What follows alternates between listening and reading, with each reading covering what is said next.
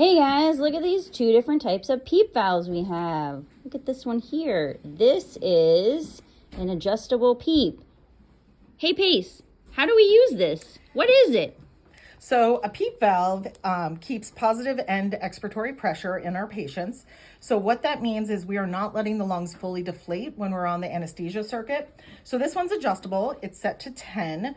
I usually start with 5 depending on my patient, but you can go based on what you're thinking. This one goes at the expiratory valve, and we do the exit airway hose. We put it through before it comes into the soda lime and the scavenge area. And what that's going to do is create resistance in the system.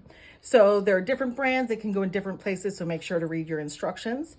But it's really great for a bunch of different kinds of patients. Just this week, I've used it on multiples.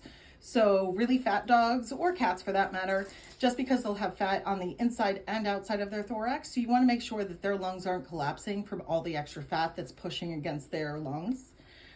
Keel-chested dogs, especially when they're on their back, it takes a little extra effort to make sure that they're inflating the bottom of their lungs, the ventral aspect of their lungs. So you want to make sure that you can give them a little bit of an advantage by keeping it slightly inflated.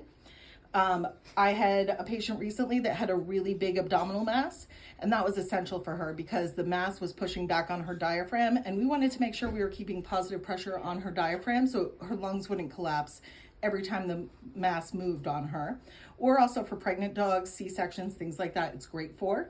And also dogs or cats with lung disease in addition to bronchodilators, but it helps to keep all of those airways open and make sure we can fully use all of our lung space and prevent atelectasis throughout the system.